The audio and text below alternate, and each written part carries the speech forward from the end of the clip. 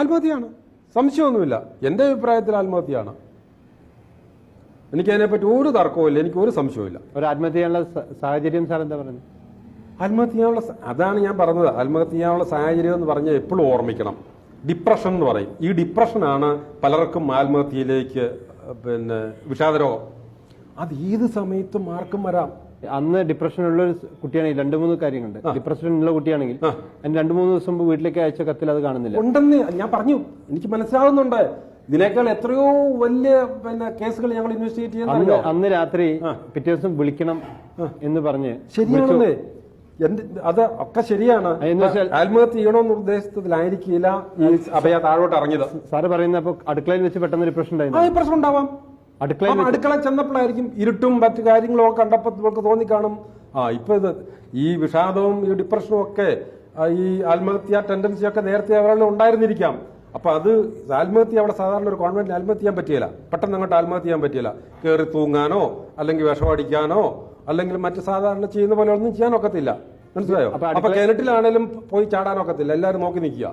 അപ്പം ആരും ഇല്ലാത്ത ഏറ്റവും സേഫ് ആയിട്ട് ചെയ്യാവുന്ന ഒരു സാഹചര്യം അന്നേരമായിരിക്കും കണ്ടുപിടിച്ചത്. പക്ഷെ അത് അപ്പൊ അതിന് പ്ലാൻ ചെയ്തിരുന്നെങ്കിൽ മറ്റു സിസ്റ്റേഴ്സിന് അതിനൊരു പ്ലാനിങ് ഒന്നും വേണ്ട. ഒരാൾ ആത്മഹത്യ ചെയ്യണമെന്നുണ്ടെങ്കിൽ ഒരു 3-4 ദിവസം കിടന്ന് ആലോചിച്ച് ചിന്തിച്ചും ഒന്നുമില്ല. അത് ചിലരെ ചെയ്യുള്ളൂ, എല്ലാവരും അങ്ങനെയൊന്നും ചെയ്യില്ല. ഞാൻ പറഞ്ഞില്ലേ, ചിലര് പെട്ടെന്നാണ് ചെയ്യുന്നത്. അടുക്കളയിൽ വന്നതിന് ശേഷം തോന്നിയതായിരിക്കും.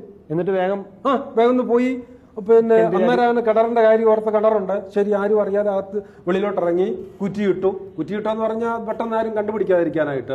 എന്നിട്ട് ഞാൻ പറഞ്ഞുതരാം, എന്നിട്ട് കുറ്റിയുടെ എന്റെ അഭിപ്രായത്തിൽ 100% എന്റെ കൺവിക്ഷൻ ഇത് കൊലപാതകമല്ല. ഒരു 90% ഇതൊരു ആത്മഹത്യ ആയിരിക്കാനാണ് സാധ്യത. ഇവിടെ തുടങ്ങുന്നു കേസിലെ വിവാദം. ഇതൊരു കൊലപാതകമാണെന്ന് എല്ലാവരും പറയുന്നു, കൊലപാതകമല്ല എന്ന് പോലീസും. ഇതിനിടെ ഒരു ജനകീയ സമരസമിതി രൂപം കൊണ്ടു. വിരലടയാളം ഇല്ലാതെ തന്നെ, ആ പോസിബിലിറ്റി ഇല്ലാതെ തന്നെ ഞങ്ങൾക്ക് കൺക്ലൂഷൻ എത്താൻ ഒരു ബുദ്ധിമുട്ടുമില്ലായിരുന്നു. അതുപോലെ പോലീസ് നയ ഉപയോഗിച്ചിട്ടില്ല. ഇങ്ങനെ ഒരു കൊലപാതകം എന്ന് സംശയിക്കുന്ന ഒരു കേസിൽ പ്രത്യേകിച്ചും വിവാദമാകാൻ സാധ്യതയുള്ള. അല്ല, അവർക്ക് അന്നേരം കൊലപാതകമാണെന്ന് സംശയം ഉണ്ടായിരുന്നു തോന്നുന്നില്ല ലോക്കൽ പോലീസിന്. പോലീസ് അന്വേഷിക്കാൻ തുടങ്ങുമ്പോൾ അങ്ങനെ കൊലപാതകം അല്ല എന്ന് തുടങ്ങാൻ പറ്റില്ലല്ലോ.